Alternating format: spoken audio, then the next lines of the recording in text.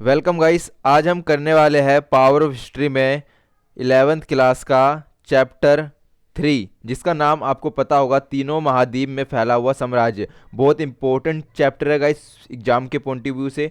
तो हमारा जो मोटिव है आज का, तो आज हमें टोटल 10 क्वेश्चन करने हैं। उसमें आपको 1 मार्क्स, 2 मार्क्स, 4 मार्क्स और यहाँ तक कि 8 मार्क्स यानी लॉन्ग क्वेश्चन भी मिल जाएंगे। तो स्टार्ट करते गाइस हम अपने क्वेश्चंस को। तो गाइस हमारा चैप्टर 3 और जो उसका पहला क्वेश्चन है वो आपके सामने है। और क्वेश्चन यूँ कहता है कि रोम साम्राज्य विश्व के किन किन महाद्वीपों पर विस्तृत था। बेसिकली ये कैसा क्वेश्चन है गाइस? बेसिकली ये very short answer type question है, ठीक है, जिसका आंसर आपको 1 मार्क्स का पूछ सकता है या ज़्यादा से ज़्यादा मैक्सिमम 2 मार्क्स का पूछ सकता है। तो हम स्टार्टिंग करते हैं इसके आंसर की। तो इसका आंसर क्या है गाइस? इसका आंसर सिंपल सा है कि हमें ये बताना है कि तीनों महाद्वीप कौन कौन से थे। जैसे आपने चैप्टर पढ़ा होगा, आपको याद होगा। तो हम बताते हैं कि रोम साम्राज्य दूर दूर तक फैला हुआ था, यानी उसका क्षेत्रफल बहुत बड़ा था। पर इन साम्राज्यों में आज के अधिकांश यूरोप और उर्वर अर्धचंद्राकार क्षेत्र, अर्थात अर्धचंद्राकार क्षेत्र का मतलब क्या गाइस? पश्चिम एशिया एवं उत्तर अफ्रीका का अधिकांश भाग सम्मिलित था। तो इन्होंने क्या बताया कि यूरोप के क्षेत्र शामिल थे इसमें। दूसरा, पश्चिमी एशिया शामिल था। इसके अलावा जो तीसरा है वह है उत्तर अफ्रीका, ठीक है। तो ये हमारे क्षेत्र का नाम है जहां तक रोम साम्राज्य फैला था। आते हैं गाइस अपने सेकंड क्वेश्चन पे। सेकंड क्वेश्चन हमारा यूं कहता है कि पेपायरस से आप क्या समझते हैं, स्पष्ट कीजिए। यानी पेपायरस से आप क्या समझते हैं, स्पष्ट कीजिए। आपने पढ़ा होगा गाइस, बहुत आसान है। जैसे आपको पता है, इसका आंसर हम बताते हैं। पेपराइस क्या है? सबसे पहले हम बोलते हैं पेपराइस क्या है। पेपराइस बेसिकली क्या है? एक पौधा, एक पौधे का नाम है पेपराइस, ठीक है। ये कहाँ पे मिलता है, कौन से देश में? मिस्र, ठीक है, मिस्र में मिलता है। और ये कौन सी नदी के किनारे है? नील नदी के किनारे है, ठीक है, नील नदी। अब शुरू से हम एक और बार डिफाइन करते हैं कि पेपाराइस एक सरकंडे जैसा पौधा है। को कैसा पौधा है? इसका टाइप कैसा? सरकंडे जैसा, ठीक है गाइस, सरकंडे जैसा पौधा है जो मिस्र में नील नदी के किनारे उगा करता था, ठीक है। मिस्र में, जो मिस्र देश है, उसके नील नदी के किनारे, नील नदी आपको पता है गाइस बहुत लंबी है जो नदी है, उसके किनारे उगता था ये पेपराइस। और पेपराइस का काम क्या होता था गाइस? तो पेपराइस का काम क्या होता है? सिंपल सा काम है उसका कि रोजमर्रा जो डेली लाइफ होती है, रोजमर्रा की जिंदगी में उसका इस्तेमाल किया जाता था। यानी डेली लाइफ में उसका इस्तेमाल किया जाता था। डेली लाइफ यानी रोजमर्रा के कार्यों में उसका इस्तेमाल किया जाता था। जैसे जैसे हम आपको बताते हैं, पेपराइस के पत्तों पर संबंध पत्र, लेख व सरकारी दस्तावेज लिखे जाते थे। अब इसका दस्तावेजों का प्रयोग किस लिए होता था? लेख लिखने के लिए, एंड जो सरकारी दस्तावेज होते थे, जो भी प्रशासन से जुड़े हुए दस्तावेज, ठीक है गाइस, उनमें इनका इस्तेमाल होता था। सरकारी दस्तावेजों में और लेख लिखने के लिए इनका इस्तेमाल होता था। और रोमन काल में भी इसी तरह के दस्तावेजों का प्रचलन था। तो पेपराइस का मतलब हमें पता है, यानी इसका लिखने का कार्य होता था। सरकंडे जैसा पौधा होता था, नील नदी के किनारे मिलता था। नील नदी कहाँ पे? मिस्र में। मिस्र के किनारे जब ये पौधा मिलता था तो इसका इस्तेमाल किस लिए किया जाता था? इस्तेमाल यानी यूजेस, लेख लिखने के लिए और सरकारी दस्तावेजों को लिखने के लिए इसका इस्तेमाल किया जाता था। यानी पेपराइस बहुत इंपॉर्टेंट क्वेश्चन है आपके एग्जाम के पॉइंट ऑफ व्यू से। आते हैं हम अपने next question guys. Next question हमारा ये कहता है कि प्रिसिपेट का अर्थ समझाइए। मतलब प्रिसिपेट का अर्थ समझाइए। प्रिसिपेट नाम से पता चलता है प्रिसिपेट होता है क्या है। तो हम आपको विस्तार से बताते हैं प्रिसिपेट होता है क्या है। उत्तर आंसर हमारा ऐसा है कि रोम के प्रथम सम्राट, यानी जो फर्स्ट किंग था रोम का, कब कहा का? रोम का जो प्रथम किंग था, फर्स्ट किंग, ठीक है गाइस, उसका नाम क्या था? उसका नाम था आगस्टक्स। आगे हम इसके बारे में पढ़ेंगे गाइस क्वेश्चन में। आगस्टक्स, आगस्टक्स उसके फर्स्ट किंग का नाम था। 27 ईसा पूर्व में जो राज्य स्थापित किया गया था उसे प्रिसिपेट कहा जाता था। कब? डेट क्या है? 27 ईसा पूर्व। जो 27 ईसा पूर्व अगस्टस जो किंग था पहला कहाँ का, रोम का, ठीक है गाइस, जिसने वो राज्य स्थापित किया था ना, उसे प्रिंसिपेट कहा जाता था। आप समझ आया प्रिंसिपेट कैसे कहते हैं?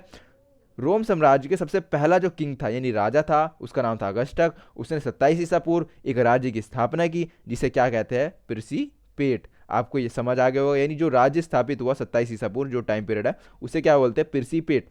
अगस्टक एक छत्र शासक और सत्ता का वास्तविक स्रोत था, तथापि इस कल्पना को जीवित रखा गया कि वह केवल एक प्रमुख नागरिक अर्थात प्रिंसिपेट था। अगस्टक ने प्रिंसिपेट की कल्पना सीनेट के समनार्थी की थी। यानी सिंपल सी बात है जो हमने अभी बताया, प्रिंसिपेट क्या है, अगस्टक ने स्थापना की 27 ईसा पूर्व, और ये क्या, एक राज्य जिसे हम प्रिंसिपेट कहते हैं। सिंपल सा आपका आंसर बनेगा, इतना ही आपको याद करना है। आते हैं अपने नेक्स्ट क्वेश्चन की तरफ। देखिए गाइस, अभी हमने अगस्टक की बात की थी, अब वो अगस्टक नेक्स्ट हमारे क्वेश्चन में पूछ लिया गया। तो क्वेश्चन नंबर 4 हमारा क्या कहता है कि अगस्टक के शासनकाल, ठीक है गाइस, अगस्टक के शासनकाल की प्रमुख विशेषता क्या थी, यानी विशेषता बतानी है गाइस हमें कि उसके शासनकाल की ऐसी प्रमुख विशेषता क्या थी कि वो इतना फेमस था अगस्टक। ठीक है, तो स्टार्ट करते हैं अपने आंसर से। तो अगस्टक ने अपने शासनकाल में शांति स्थापित की। क्या स्थापित की? शांति स्थापित। ठीक है गाइस। गाइस अब किसी भी राज्य किसी भी देश को देखना चाहोगे कि वो कितना खुशहाल है, तो आप उसको पैसे के तौर पे तो जज कर सकते हो, बट आप वहाँ पे शांति भी देखोगे कि उस शहर में कितनी शांति है, लोग प्यार मोहब्बत से रह रहे नहीं रह रहे, सब अपने काम में मगन है कि नहीं। तो ये शांति देखना भी बहुत जरूरी है। तो शांति स्थापित करने का हर संभव प्रयास किया किसने? अगस्टक ने। अगस्टक कौन था? हमने पिछले क्वेश्चन में पढ़ा था, अगस्टक एक राजा का नाम है। वो कौन सा राजा? पहला राजा है। कहाँ का? रोम का। और उसने क्या स्थापित किया था? प्रिंसिपेट, जो हमने तीसरे क्वेश्चन में पढ़ा था, अभी जस्ट अभी पढ़ा है गाइस। जो हमारा ये वाला क्वेश्चन है, अगस्टक के शासनकाल की प्रमुख विशेषता क्या थी? पहला कि शांति स्थापित करने का उसने हर प्रयास किया। किसने? अगस्टक ने, जो किंग था वहाँ का राजा। वास्तुतः उसका शासनकाल शांति के लिए याद किया जाता है। किस लिए याद किया जाता है? शांति जो उसने स्थापित की थी उसके लिए याद किया जाता है। इसका कारण यह है कि शांति का आगमन दसियों वर्ष के अतिरिक्त संघर्ष और सदियों के सैनिक विजय के बाद प्राप्त हुआ था। देखो शांति कैसे प्राप्त हुई थी? उन्होंने बहुत लड़ाइयाँ भी की शांति प्राप्त करने के लिए, ताकि कोई दूसरे देश का उन पर हमला ना कर दे, उसके लिए भी। इसके अलावा उन्होंने बहुत संघर्ष भी किया, यानी स्ट्रगल भी किया। ठीक है गाइस, स्ट्रगल भी उन्होंने बहुत किया। इसीलिए उसकी विशेषता क्या है? शांति स्थापित करना। और शांति का कारण क्या था? उन्होंने बहुत संघर्ष किया है और सैनिक विजय प्राप्त की है, यानी उन्होंने हर लड़ाई को जीता भी था। हर नहीं, मतलब ज़्यादातर लड़ाइयों को उन्होंने जीता ही था, इसीलिए उनके जो देश है उनमें शांति स्थापित हुई। आते हैं अपने नेक्स्ट क्वेश्चन के तरफ गाइस। हमारा नेक्स्ट क्वेश्चन, क्वेश्चन नंबर 5, रोम में गणराज्य की स्थापना कब हुई? मोस्ट इंपोर्टेंट क्वेश्चन है गाइस, रोम में गणराज्य की स्थापना कब हुई? तो स्टार्ट करते हैं अपने आंसर को गाइस। इसका आंसर बहुत आसान है कि रोम में गणराज्य की स्थापना कब हुई। सबसे पहले उन्होंने पूछा, यानी ये एक तरीके से हमसे डायरेक्ट क्वेश्चन पूछ रहे कि आप टाइम पीरियड बताइए। तो इसका आंसर में हम टाइम पीरियड लिखेंगे 509। ठीक है गाइस, 509 ईसा पूर्व। ठीक है गाइस, अब मेरी बातों को सुनना। 509 ईसा पूर्व में रोम की जनता ने अपने शासक को देश से निकालकर गणराज्य की स्थापना की। यानी जो वहां की पब्लिक थी उन्होंने खुद किसको हटा दिया? शासक को। यानी जो किंग था उसको किसने हटा दिया? पब्लिक ने, वहां की पब्लिक ने हटा दिया। कब? टाइम पीरियड क्या? 509 ईसा पूर्व। तो वहां पे किसकी स्थापना हुई? गणराज्य की स्थापना हुई। और गणराज्य जैसे आपको पता ही है कि एक लोकतांत्रिक सिद्धांतों पर आधारित था। लोकतांत्रिक यानी जो लोगों से बना हुआ। ठीक है, वहां पे लोग वोट देते हो और लोगों के जनकल्याण की बातें होती हो। यद्यपि वहां की सरकार निर्वाचन की एक जटिल व्यवस्था पर आधारित थी। यानी जब गाइस हम इतने पुराने समय की बात कर रहे हैं तो वहाँ की जटिल व्यवस्था भी होगी, यानी वहाँ की जो लोकतांत्रिक व्यवस्था थी वो बहुत जटिल थी, यानी इतनी अच्छी खासी नहीं जो आज के समय में 2021 में है। लेकिन राजनीतिक संस्थाएं जन्म व धन संपदा को भी कुछ महत्व देती थी। ये हमारा आंसर था गाइस। हमारा जो नेक्स्ट क्वेश्चन है, क्वेश्चन नंबर 6, जो गाइस अब हमारा जो क्वेश्चन स्टार्ट होने वाला है उसे हम कह सकते हैं कि ये शॉर्ट आंसर टाइप क्वेश्चन है। ठीक है guys, short answer type question है। तो क्वेश्चन नंबर 6 क्या कहता है? क्या रोम साम्राज्य के तत्कालीन लोगों का सांस्कृतिक व आर्थिक जीवन पिछड़ा हुआ था? सिंपल सी बात पूछी उन्होंने, क्या पिछड़ा हुआ था उनका जीवन? आर्थिक रूप से और सांस्कृतिक रूप से? यदि नहीं तो उदाहरण सहित स्पष्ट कीजिए। ठीक है गाइस, इसका आंसर कैसा है गाइस? इसका आंसर बहुत थोड़ा लॉन्ग है, आपको सुनना होगा। सो गाइस, हमारा आंसर कुछ इस तरीके का है कि प्राचीन रोम साम्राज्य के तत्कालीन लोगों का सांस्कृतिक व आर्थिक जीवन पिछड़ा हुआ था। सिंपल सी बात है, ऐसा कदापि नहीं मानना चाहिए, क्योंकि स्थिति कुछ विपरीत भी थी। भूमध्य सागर क्षेत्रों में पानी की ऊर्जा का तरह तरह के इस्तेमाल किए जाते थे। कहाँ पर गाइस?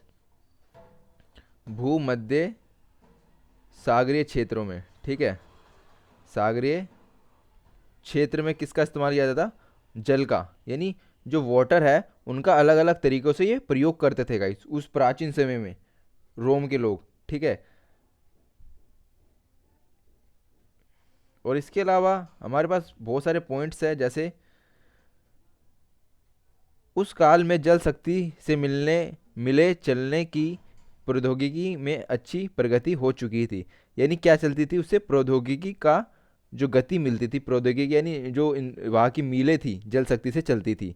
ठीक है गाइस, स्पेन की सोने व चांदी की खाने में खुदाई जल शक्ति से की जाती थी। ठीक है गाइस, जो जल का प्रयोग किस लिए किया जाता था? यहाँ पे इलेक्ट्रिसिटी के लिए, और इलेक्ट्रिसिटी से क्या होती थी? मशीनें चलती थी, यानी मीलें चलती थी। और इसके अलावा इन्होंने कहाँ का इस्तेमाल किया? सोने चांदी की खानों में, गोल्ड एंड सिल्वर की जो खाने होती है गाइस, वहाँ पर इन्होंने इनका प्रयोग किया। किनका? जल शक्ति का प्रयोग किया। ठीक है, पहली व दूसरी सदियों में बड़े पैमाने पर इन खानों से खनिज पदार्थों का खनन किया जाता था। तत्कालीन उत्पादन स्तर इतना ज़्यादा उच्च था कि 19वीं शताब्दी तथा अर्थात लगभग 1700 वर्ष बाद, कितने वर्ष बाद? 1700 वर्ष बाद क्या हुआ कि उत्पादन का स्तर देखने को नहीं मिलते थे। ठीक है, कुछ समय चला मगर उसके बाद नहीं चलने को देखने को स्तर, उसका जो उत्पादन होता है, प्रोडक्शन का जो लेवल होता है वो नीचे गिरने लग गया। तत्कालीन साम्राज्य में सुगठित वाणिज्य और बैंकिंग व्यवस्था भी थी। ठीक है गाइस, अब हमें देखने को क्या मिलता है कि उस समय प्राचीन समय भी क्या था? वाणिज्य, जो बिजनेस का ट्रेडिंग जितना भी होता है, और इसके अलावा बैंकिंग व्यवस्था। ठीक है गाइस, बैंकिंग व्यवस्था भी देखने को मिलती है। तो हमने इतना पढ़ा कि बैंकिंग व्यवस्था भी थी वहाँ पे, और वाणिज्य का सिस्टम भी था, और धन का प्रयोग व्यापक रूप से किया जाता था, यानी धन एक बड़े लेवल पे खर्च किया जाता था अपने डेवलपमेंट के लिए। गाइस, जब हमने पढ़ा कि रोम साम्राज्य में बैंकिंग व्यवस्था है, वाणिज्य का सिस्टम है, लोग व्यापार कर रहे हैं। ठीक है, पानी से क्या बनाया जा रहा है? ऊर्जा बनाया जा रहा है। उस शक्ति से क्या किया जा रहा है? मीलें चला रहे हैं, प्रौद्योगिकी में अच्छा विकास हो रहा है उसके जरिए। और स्पेन में क्या हो रहा है? सोने और चांदी की खानों में खुदाई हो रही है। तो इससे हमें पता क्या चलता है कि रोम साम्राज्य की आर्थिक व व्यापारिक ढांचा बहुत ज़्यादा स्थिर व मजबूत था। ठीक है गाइस, जो वहाँ का व्यापारिक ढांचा क्या था? स्ट्रोंग था। ये हमारा, अब हम जब हमने फैक्ट पढ़ा तो उसके बाद हम कंक्लूजन निकाले कि वो मजबूत था, वहाँ का वाणिज्य और आर्थिक स्तर। इसके अलावा रोम की सांस्कृतिक विविधता पर भी हम बात करना चाहते हैं कि उसमें हुआ क्या। तो रोम की जो सांस्कृतिक, जो गाइस वहाँ की सांस्कृतिक विविधता कई स्तरों पर विद्यमान थी। इन विविधताओं को धार्मिक संप्रदाय तथा स्थानीय देवी देवताओं की विविधता, बोलचाल की अनेक भाषाएं, वेशभूषा की विविध शैलियाँ, इस तरह तरह के भोज्य पदार्थ, सामाजिक संगठनों के रूप, यहाँ तक कि अनेक बस्तियों में अनेक प्रकार के विद्वान थे, अनेक रूपों में विद्वान थे। यानी देखा जा रहा है कि यहाँ पे अलग अलग सांस्कृतिक विविधता में क्या दिखाया जा रहा है? धर्म अलग है यहाँ पे। ठीक है, अलग अलग धर्म है, उनके देवी देवता अलग है। गाइस, मेरी बातों को ढंग से सुनना। ठीक है, देवी देवता अलग है, इसके अलावा बोलचाल। ठीक है गाइस, जो उनकी बोलचाल होती है, उनकी भाषाएं होती है, ये सब अलग अलग थी वहाँ की सांस्कृतिक। ठीक है गाइस, जैसे भारत में अनेक प्रकार की भाषाएं हैं, अनेक प्रकार के धर्म है, साउथ नॉर्थ ईस्ट वेस्ट, जहाँ पे भी जाओगे तो अलग अलग प्रकार की वेशभूषा है, यानी वहाँ का पहनावा। जैसे इंडिया में गाइस अलग अलग है ना, वैसे ही उस समय भी जो रोमन की जो रोम साम्राज्य की बात कर रहे हैं, तो वहाँ पर भी सब कुछ अलग अलग था। और इसके अलावा लोग जो खाने भोज्य पदार्थ होता है गाइस, भोज्य पदार्थ खाने वाली चीज़ें, उनमें भी विभिन्नता देखी जा सकती है। क्योंकि हम किसकी बात करें? सांस्कृतिक में बात करें। जब संस्कृत की बात आएगी ना गाइस, सांस्कृतिक विकास की बात आएगी, तो उसमें हमें धर्म, देवी देवता, बोलचाल, भाषा और वेशभूषा की बात करनी पड़ती है। तो उस समय रोम के साम्राज्य में क्या था, सब कुछ अलग अलग था, चाहे हम धर्म की बात करें, देवी देवताओं की बात करें, बोलचाल की बात करें, भाषाएं, वेशभूषा और भोज्य पदार्थ। वेशभूषा का मतलब क्या होता है, पहनावा, किस तरह के कपड़े आप पहनते हो। यहाँ तक कि उनकी बस्तियों के अनेक रूप में विद्वान थे, अनेक विभिन्न प्रांतों में विभिन्न भाषाएं बोली जाती थी। रोम साम्राज्य की बात कर रहे गाइस, परंतु इनमें बहुत सी भाषाएं संस्कृतियाँ मौखिक थी, यानी जो वो भाषा बोलते थे ना गाइस, वो बस मौखिक रूप से होती थी, वो कहीं लिखी नहीं होती थी, बस वो मुंह से बोलते रहते थे। ठीक है। फिर लिपि का आविष्कार हुआ और 30वीं शताब्दी के मध्य तक बाइबल का कप्टिक भाषा में अनुवाद हो चुका था। निसंदेह रोम साम्राज्य रोम संस्कृति को पिछड़ा नहीं कहा जा सकता, यह मानव संस्कृति विकास का चरमोत्कर्ष बिंदु था। एट द लास्ट हमें क्या देखने को मिलता है कि रोम साम्राज्य का जो सांस्कृतिक पॉइंट ऑफ व्यू है, जो सांस्कृतिक रूप से हम उसे पढ़ रहे हैं, तो वो क्या पिछड़ा था कि नहीं। तो गाइस वो पिछड़ा नहीं था, क्योंकि पिछड़ा नहीं था गाइस, ये हमारा आंसर है, कंक्लूजन, क्योंकि हमने इतने सारे फैक्ट पढ़े। वो पिछड़ा नहीं था क्योंकि वहाँ पे धर्म भी बहुत सारे थे, देवी देवता भी, बोलचाली भाषाएं भी, वेशभूषा भी, और भोज्य पदार्थ खाने वाले जितनी भी डिश होती है वो अलग अलग थी। आते अपने नेक्स्ट क्वेश्चन की तरफ गाइस। नेक्स्ट क्वेश्चन हमारा है कि रोमन साम्राज्य में साक्षरता की स्थिति क्या थी, इसका वर्णन कीजिए। ठीक है गाइस, अब डायरेक्ट क्वेश्चन इन्होंने पूछा है कि रोमन साम्राज्य में, तो गाइस ये हमसे पूछ रहे हैं कि रोमन साम्राज्य में लिटरेसी यानी साक्षरता की स्थिति क्या थी। साक्षरता मतलब सिंपल सी गाइस, कितने लोग पढ़े लिखे थे, कितने को गणना यानी गणित आती थी, यानी एक तरीके से लोग सभ्य थे कि नहीं, उन्हें बेसिक नॉलेज थी कि नहीं, उनके बारे में हमें बताना है। तो हमारा आंसर कुछ इस प्रकार का है कि रोम साम्राज्य में साक्षरता की कामचलाऊ दरें विभिन्न भागों में अलग अलग विद्वान थी। ठीक है। तो जो साक्षरता दर थे ना गाइस, अलग अलग भागों में अलग अलग तरीके थे। जैसे अब इंडिया की बात करते हैं एक एग्जाम्पल के तौर पर, तो नॉर्थ में अलग है, बिहार में अलग है, दिल्ली में अलग है, उसी प्रकार केरला में अलग है। जैसे आप जानते हो कि केरला में साक्षरता दर हाई है।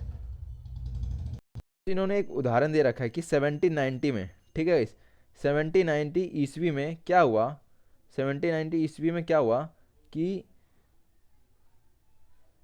ज्वालामुखी फटने से समाप्त हो गया। ठीक है गाइस, पोम्पाई नगर किससे समाप्त हो गया, ज्वालामुखी वहाँ पे फटा तो पोम्पाई नगर समाप्त हो गया। उससे हुआ क्या कि इससे हमें ठोस प्रमाण मिलते हैं कि कामचलाऊ साक्षरता व्यापक रूप से विद्वान थी, यानी जो बेसिक नॉलेज होती है लोगों के पास बिजनेस चलाने के लिए, घर चलाने के लिए, दुनिया को समझने के लिए, उनके पास थी। इसके अतिरिक्त पोम्पाई की मुख्य गलियों की दीवारों पर अंकित विज्ञापन और समूचे शहरों में अभिलेखन या भित्ति चित्र भी मिले। वहाँ पर चित्र मिल रहे हैं लोगों को, विज्ञापन मिल रहे हैं, एडवर्टीजमेंट, जिससे हमें पता चल रहा है कि वहाँ पर लोग बेसिक जो नॉलेज थी उनके पास थी, साक्षरता दर लिटरेसी रेट उनके पास थी।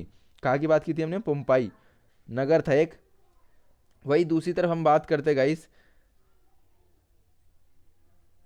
दूसरी तरफ हम बात करते हैं मिस्र की। ठीक है गाइस, मिस्र में साक्षरता दर का क्या हाल था। तो मिस्र आज से सैकड़ों पेपराइस बचे हुए हैं। पेपराइस हमने पढ़ा था गाइस, क्वेश्चन आपको याद होगा। पेपराइस क्या है, एक सरकंडे का पौधा है। ठीक है गाइस, जिसका प्रयोग किस लिए किया जाता है, लेख लिखने के लिए, सरकारी अभिलेखों के लिए। ठीक है, इन सब के लिए यूज किया जाता है, यानी एक तरीके से रिकॉर्ड रखने के लिए रखा जाता है। नील नदी के किनारे मिलता है मिस्र में, हमने पढ़ा था गाइस। तो जिन पर अत्यधिक औपचारिक दस्तावेज जैसे कि संबित पत्र आदि लिखे हुए थे, यानी औपचारिक पत्रों के लिए इनका इस्तेमाल होता था। दस्तावेज व्यावसायिक लिपि के द्वारा लिखे जाते थे, और दस्तावेजों से हमें पता चलता है कि अमुक व्यक्ति का अथवा खा पढ़ा या लिखा नहीं सकता। लेकिन अभी भी साक्षरता निश्चित रूप से कुछ वर्गों के लोगों में अपेक्षित अधिक व्यापक थी। उदाहरण थी सैनिक, अफसर, संपत्ति प्रबंधकों में। अतः कहा जा सकता है कि रोम साम्राज्य में साक्षरता कामचलाऊ रूप से विद्वान थी। सिंपल से गाइस इतना आपको नहीं पढ़ना, सिंपल सी बात कही है कि मिस्र में भी आप देखोगे साक्षरता दर किसके पास थी, तो कुछ वर्गों के पास थी, जैसे हमेशा होता है, अपर वर्ग के पास हमेशा नॉलेज होती है। तो मिस्र में अपर वर्ग देखो, सैनिक आ रहे हैं, इसके अलावा अफसर आ रहे हैं, इसके अलावा वहाँ के प्रबंधक प्रबंधक आ रहे हैं। ठीक है, इन सब पे क्या होता था, इन पे नॉलेज हाई होती थी, यानी इनकी साक्षरता दर क्या होती थी, यानी साक्षरता दर क्या होती थी, हाई होती थी हमेशा। ठीक है, और इनके अलावा अन्य जो लोग होते हैं उनकी थोड़ी लो लेवल की होती थी। तो ये हमने पढ़ने को मिला कि उनकी रोम साम्राज्य में साक्षरता की स्थिति क्या थी। हमेशा से ऐसा हुआ है कि गाइस जो अपर वर्ग होते हैं उनके पास नॉलेज ज़्यादा होती है, और जो नीचे के वर्ग होते हैं गाइस थोड़े उन पर नॉलेज कम होती है। नेक्स्ट हमारा क्वेश्चन क्या कहता है, रोम साम्राज्य, क्वेश्चन नंबर 8, रोम साम्राज्य के 3 प्रमुख खिलाड़ी सम्राट, अभिजात वर्ग, सेना थी। देखो गाइस, सम्राट, अभिजात वर्ग और सेना थी। तो रोम साम्राज्य के 3 प्रमुख खिलाड़ी कौन कौन से थे, सम्राट पहला, दूसरा अभिजात वर्ग, तीसरा सेना। और किंतु सम्राट इन पर नियंत्रण किस प्रकार करता था। 2 क्वेश्चन गाइस एक साथ पूछे उन्होंने। तो गाइस हमारा आंसर इस तरीके का है कि रोमन साम्राज्य के 3 प्रमुख खिलाड़ी जैसे हमने पढ़ा, सम्राट है, फिर अभिजात वर्ग है, फिर तीसरे पे क्या है, सेना है। तो साम्राज्य के राजनीतिक इतिहास के स्तंभ थे, ये तीनों स्तंभ थे एक तरीके से। सीनेट एक ऐसी संस्था थी, सीनेट के बारे में पढ़ रहे हैं हम कि सीनेट एक ऐसी संस्था थी जिसमें सत्ता पर अपना नियंत्रण बना रखा रहता था। सीनेट में कुलीन एवं अभिजात वर्ग का वर्चस्व था, यही लोग सही अर्थों में शासन करते थे। तो सीनेट में किसका वर्चस्व रहता था, अभिजात वर्गों का। ठीक है, सीनेट क्या एक संस्था है, कोई आपसे पूछे तो सीनेट क्या एक संस्था है जिसमें किसका वर्चस्व यानी शक्ति किसकी सबसे ज़्यादा थी, कुलीन एवं अभिजात वर्गों की। यही लोग सही अर्थों में शासन करते थे, कौन, कुलीन और अभिजात वर्ग। इसके अतिरिक्त सीनेट की सदस्यता के लिए पद प्रतिष्ठा को ज़्यादा महत्व दिया जाता था। अलग अलग सम्राटों की सफलता इस बात पर निर्भर करती थी कि सेना कि वे अपने सेना पर अपना कितना नियंत्रण रहते हैं। और हमें सम्राट की पावर देखनी है, यानी किसी किंग की पावर देखनी है, तो कैसे पता चलेगा, उसकी सेना से। उसकी सेना से मतलब गाइस मेरी बातों को सुनना कि सेना से कैसे पता चलेगा कि एक राजा, एक किंग है, ठीक है गाइस, वो अपनी सेना पर कितना नियंत्रण रख सकता है। ठीक है गाइस, उससे उसकी शक्ति का पता चल जाता है कि उनकी सेना के सैनिक उनसे उनकी कितनी बातें मानते हैं, उनका कितने ऑर्डर फॉलो करते हैं। ठीक है, इससे उनकी जो राजा है उसकी शक्ति का पता चलता है। इसके अलावा हमें अलग अलग चीज़ें पढ़ने को मिलती है गाइस कि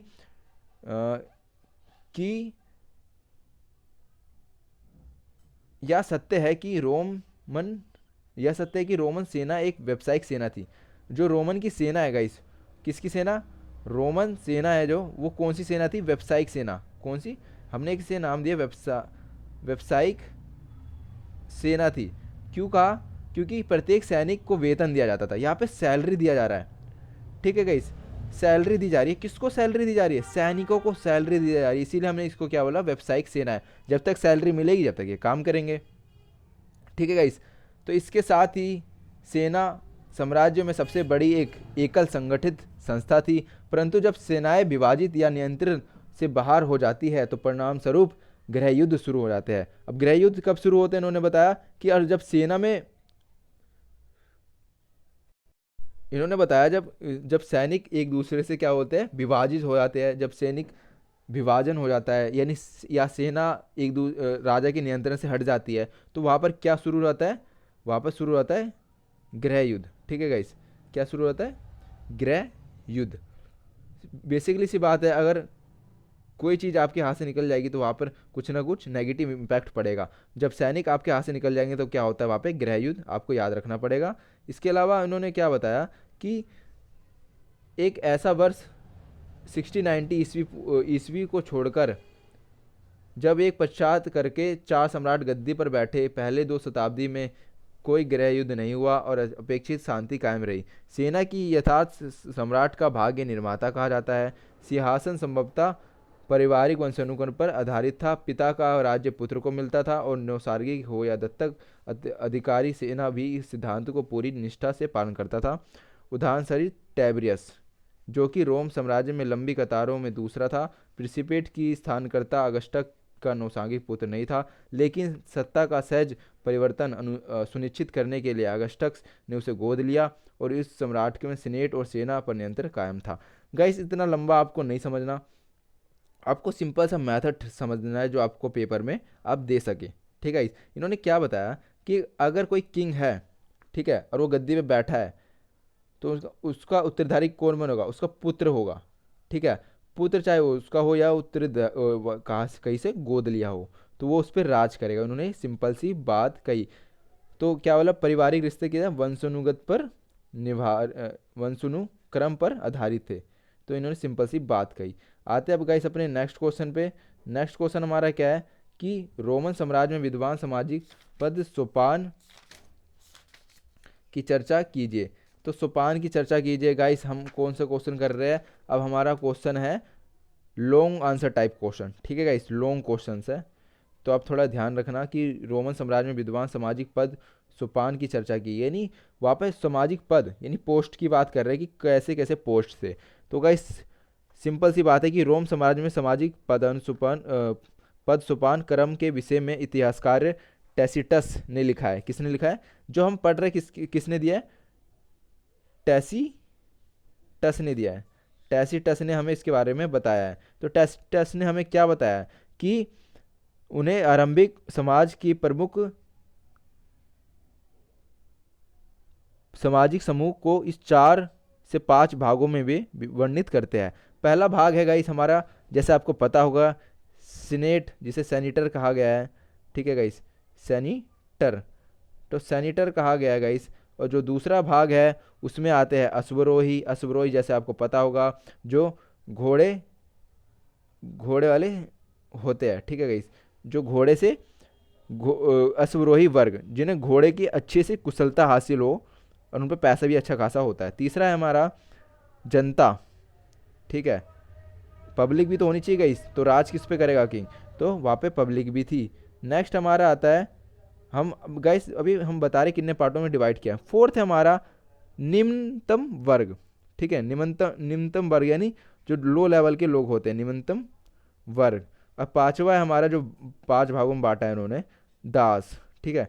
तो आप देख सकते हो गाइस किस तरीके से उन्होंने बांटा है। पहला तो हमने देखा है, सबसे पहला हमारा टैसिटस ने ये आंकड़े दिए हैं। पहला सेनेटर आता है, दूसरे पे अश्वरोही, तीसरे पे जनता, चौथे पे नियंत्रण वर्ग और पांचवे पे दास। इस तरीके से विभाजित कर रखा था सामाजिक समूह को। किसको? सामाजिक समूह को। तीसरी सदी के प्रारंभिक वर्षों में, ठीक है, इस तीसरी सदी के प्रारंभिक वर्षों में सीनेट के सदस्यों की संख्या 1000 थी। कितनी थी? 1000 थी सीनेट की सदस्यों की संख्या, यानी कितने मेंबर थे सीनेट में। कुछ सीनेटरों में लगभग आधे सीनेटर इतालवी परिवार से संबंध रखते थे। साम्राज्य के परवर्ती कालों में 4वीं शताब्दी में प्रारंभिक भागों में कंस्टेंटाइन प्रथम के शासनकाल में आरंभ हुआ। टैसिटस द्वारा बताए गए पहले 2 समूह, टैसिटस जिसने आंकड़े दिए गए, याद रखना, आंकड़े दिए जिसने, ये रहा सबसे ऊपर, टैसिटस जिसने ये वाले आंकड़े दिए कि सामाजिक पद कैसे है, ठीक है गाइस। तो उन्होंने बताया कि सेनेटर और अश्वरोही, ठीक है, सेनेटर और अश्वरोही इकट्ठा होकर एक विस्तृत अभिजात या सम्भ्रात वर्ग बन चुके थे। यानी जो अभिजात वर्ग कह रहे हैं उसमें कौन कौन है? सीनेट है और अश्वरोही है, ठीक है। इनके कुल परिवारों में से कम आधे परिवार अफ्रीका तथा अथवा परवर्ती मूल के थे, या परवर्ती, गाइस बस मेरी आवाज़ों को सुनना और इससे बस नॉलेज लेना है आपको अच्छे से। यह परवर्ती रोम अभिजात वर्ग अत्यधिक धनवान थे। क्या थे? इनके पास बहुत पैसा था गाइस, किंतु यह कई प्रकार के विशुद्ध सैनिक सम्राट वर्ग से कम शक्तिशाली था। इनकी पृष्ठभूमि अभिजात वर्गीय नहीं थी, तब भी ये अभिजात वर्ग थे। मध्य वर्ग में नौकरशाही और सेना की सेवा में से जुड़े हुए लोग शामिल थे। तो गैस तीसरा तो हमारा था गैस, जैसा आप दिख रहा है, तीसरे में हमारी जनता आती है, ठीक है गैस। जनता के बारे में उन्होंने बताया है कि जनता क्या है? एक तरीके से सेवा लेती है नौकरशाही से। तो क्या होती है जनता? सेवा लेती है मध्य वर्ग में, जिसमें जो नौकरशाही और सेना से सेवा से जुड़े हुए हैं। इनमें अपेक्षाकृत अधिक समृद्ध सौदागर और किसान भी शामिल थे। जब जनता की बात की तो इसमें किसान भी होंगे और सौदागर भी होंगे। इसी वर्ग में बहुत से लोग पूर्व प्रांतों के निवासी थे, ठीक है। मध्य वर्ग से नीचे भारी संख्या में निम्नतर वर्ग। अब निम्नतम वर्ग की बात करते हैं। निम्नतम वर्ग में कौन है गाइस? सिंपल सी बात कही है इन्होंने कि निम्नतम वर्ग में जिसे सामूहिक रूप से डिब्लिसियस अर्थात निम्न वर्ग कहा गया है। इस वर्ग में ग्रामीण श्रमिक भी सम्मिलित है। तो इसमें कौन आता है? ग्रामीण श्रमिक, जो गांव में सेवा करते हैं, श्रम यानी मेहनत करते हैं एक तरीके से, जो औद्योगिक और खनन कार्यों में कामगार होते हैं, प्रवासी मजदूर होते हैं, अनाज करते हैं, जैतून की फसल की कटाई करते हैं, निर्माण उद्योग के लिए अधिकांश आपूर्ति करते हैं। तो ये सब इसमें आते हैं, कारीगर भी इसी में आते हैं, ठीक है गाइस। नेक्स्ट है जो 5वीं सदी में हमारा दास आते हैं, ठीक है। इस दासों की बात करते हैं। दास के बारे में क्या पता चलता है कि इसके अतिरिक्त 5वीं सदी में आरंभिक काल में प्रसिद्ध ओलोपिडोरस जो एक राजदूत था, उसने लिखा है कि रोम नगर में रहने वाले सम्राट या कुलीन उच्च परिवार की उनकी संपत्ति की वार्षिक आमदनी 4000 पाउंड के बराबर थी और उनकी उपज वह उपज सम्मिलित नहीं थी जिनकी वे उपभोग करते थे। उसी प्रकार कहा जा सकता है कि रोम साम्राज्य विभिन्न समूह में विभाजित था और प्रत्येक समूह की अपनी खास पहचान थी। सिंपल सी बात कही कि दास जो सबसे निम्न वर्ग के होते थे, सबसे नीचे लेवल पे आते थे, ठीक है। इसके अलावा क्या बताया उन्हें, 4,000 पाउंड सोने के बराबर उनकी आमदनी थी। किन की आमदनी थी गाइस? जो वहाँ के सम्राट यानी कुलीन वर्ग थे। कौन से वर्ग थे? कुलीन वर्ग थे। कितना कमाते थे गाइस? 4,000 पाउंड। किसके अलावा? उनके उपभोग करने के अलावा, जितना उन्हें खाना पीना है, जिनके खर्चे हैं, उनके बावजूद वो 4,000 पाउंड सोने के बराबर उनकी आमदनी थी। किनकी? कुलीन वर्ग। कुलीन वर्ग में कौन कौन आ रहा है गाइस? जैसे हमने पढ़ा भी, कुलीन वर्ग में आ रहे हैं सीनेट और अश्वरोही, ठीक है गाइस। आते हैं अपने नेक्स्ट क्वेश्चन पे गाइस। नेक्स्ट क्वेश्चन हमारा क्या कहता है कि रोम साम्राज्य के पतन के प्रमुख कारणों कौन कौन से थे, ठीक है। रोम साम्राज्य के पतन के प्रमुख उत्तरदायी कारक कौन कौन से थे, इनकी चर्चा कीजिए। तो कारण बताने कौन कौन से कारण जिसकी वजह से रोम साम्राज्य का पतन हुआ। गाइस हर चीज़ का पतन होना जरूरी है, तभी एक नई चीज़ सामने आती है हमारे फ्यूचर में। तो रोम साम्राज्य के पतन के भी बहुत सारे कारण हैं, ठीक है गाइस। पहला कारण पढ़ते हैं कि रोम साम्राज्य के लगभग 180 ईसा पूर्व के बाद आगामी रोमन सम्राट कमजोर और अयोग्य थे। यानी जो नए नए जो राजा थे वो कैसे थे? अयोग्य थे, ठीक है, और कमजोर थे। कौन? नए जो राजा आ रहे थे वो कमजोर थे और क्या करते थे? जनता की भलाई के लिए उन्हें कम काम करते थे, ठीक है, और काम करना भी छोड़ दिया था उन्हें, भलाई का काम। दूसरा क्या कारण था कि विदेशों की जीत, लूटमार और धन संपत्ति पर्याय बन चुका था। उनकी शासक और शासित दोनों वर्गों को कायर और निकम्मा बना दिया। देखो गाइस, उनके पास क्या हो गया था, पहले जो उनकी पूर्वज थे उन्होंने क्या करा, बहुत सारा पैसा जमा किया रखा था, उनकी वजह से क्या हो रहा था, उनको थोड़ा नेगेटिव इम्पैक्ट पड़ रहा था। अब वो क्या कर रहे हैं, थोड़े कायर बन गए, ठीक है गाइस। वो जनता की भलाई के लिए काम नहीं कर रहे थे, वो अपना मुनाफा देख रहे थे, जो उस समय के किंग थे। बहुत सारे कारण हैं गाइस, जैसे हमने दो की बात की है। जो हमारा थर्ड पॉइंट क्या कहता है कि रोम साम्राज्य के ज़्यादा विस्तृत हो जाने के कारण परिणामस्वरूप इस नियंत्रण को रख पाना पूर्ण रूप से असंभव था। गाइस बड़े बड़े लेवल पे उन्होंने क्या कर रखा, विस्तृत कर दिया था अपने क्षेत्र को, ठीक है। अब जब इतना बड़ा साम्राज्य तो संभाल पा नहीं रहे, वो नए जो शासक आया, नए जो किंग आया, वो शासक जो वहाँ के किंग थे वो साम्राज्य को संभाल नहीं पा रहे थे बेसिकली। क्यों? क्योंकि उतने बड़े लेवल पे वो विस्तृत था, तो इस वजह से भी एक कारण है। चौथा कारण क्या कहता है कि रोम सम्राट सम्राट कंस्टेंटाइन ने 330 ईसा पूर्व में क्या किया था, राजधानी को बदलकर तुर्की कर दिया था। यानी राजधानी को बदलकर तुर्की में, जहाँ आजकल इस्तंबुल नगर बसा हुआ है, तो उसे भी कर दिया था, जिससे क्या हुआ गया था कि नगर तक सीमित रह गए थे लोगों के। जो कस्तुनतुनिया नामक नगर की स्थापना की थी, उसके परिणामस्वरूप क्या होता है, उनका सारा ध्यान सिर्फ उसी नगर पर ही सीमित था। तो कस्टनटाइन ने क्या किया था, एक नगर बसाया, यानी एक राजधानी बदल ली तुर्की में, और उसी पे उसने अपना पूरा ध्यान दिया। इसके अलावा जो उसके दूसरी जगह के जो राज करता था, जो दूसरी जगह पर जो उसका कंट्रोल था, वहाँ पर वो ध्यान नहीं दे रहा था। ये भी एक कारण है। इसके अलावा बहुत सारे कारण है गाइस, जिसके बारे में बात करना है। जैसे कि समाज में दासों की संख्या से ज़्यादा बढ़ोतरी अच्छी नहीं होती। उस समय क्या हो रहा है, दास की संख्या बढ़ती जा रही थी रोम साम्राज्य में, ये भी एक कारण है। और युद्ध साम्राज्य के पतन का प्रमुख कारण है। क्या हो रहा था गाइस, वहाँ पे युद्ध हुए जा रहे थे। जैसे आपको पता है कोई चीज़ कमज़ोर होती है तो उस पर ज़्यादा युद्ध करके उसे हथियाने की कोशिश करते हैं लोग, और वहाँ की आर्थिक संकट भी आता जा रहा था। क्योंकि गाइस बेसिकली सी बात है कि वहाँ का जो शासक था ना गाइस, एक समय के बाद क्या हो गए थे, अयोग्य हो गए थे। जो नए नए किंग आए ना समय के बाद, तो वो क्या थे, अयोग्य थे और कमज़ोर थे। वो क्या कर रहे थे, अपने पे ध्यान दिया जा रहा था। जो उनके पैसे थे वो अपने पे खर्च कर रहे थे और ज़्यादा से ज़्यादा मुनाफा कमाने की कोशिश कर रहे थे, और जो अपने क्षेत्र है उस पर ध्यान नहीं दे रहे थे। ये भी एक पतन का बहुत बड़ा कारण है। युद्ध हो रहे थे, विस्तृत हो रहे थे, लोग कायर है वहाँ पे। इसके अलावा क्या हो रहे थे कि अयोग्य और कमज़ोर शासन था। ये सब गाइस बहुत बड़े कारण जिसकी वजह से रोमन साम्राज्य का पतन हुआ। और इसके अलावा क्या किया था उन्होंने कि जर्मन मूल के असभ्य बर्बर जातियों के आक्रमण उन पे होने लगे। ऐसा ऐसा भी हमें वर्णन मिलता है। तो जैसे ही गाइस कोई साम्राज्य पतन के कारण पे आता है, तो क्यों आता है, क्योंकि उसका जो किंग है वो कमज़ोर होता है गाइस। और भेड़ियों की कोई भीड़ लगी हुई है, ठीक है, और उसका लीड कौन कर रहा है, एक शेर कर रहा है, तो ज़रूर जीतेगा। मगर क्या होता है कि अगर शेर की सेना है और उसकी लीड लीड यानी उसको लीड कौन कर रहा है, एक भेड़िया कर रहा है, तो ज़रूर वो हारेगा। तो वैसे ही यहाँ पे भी देखने को मिलता है कि अब क्या हो रहा है, जो शासक, वो जो किंग है, वो नए जो नए नए उत्तराधिकारी आए थे और वो राज्य को संभाले, वो अयोग्य है, कमज़ोर है, लड़ाई होते जा रही है, वो अपने पे ध्यान दे रहा है, ठीक है, राज्यों पे ध्यान नहीं दे रहे, तो इस वजह से ही पतन का कारण बनता है। आई होप आपको समझ आया हो।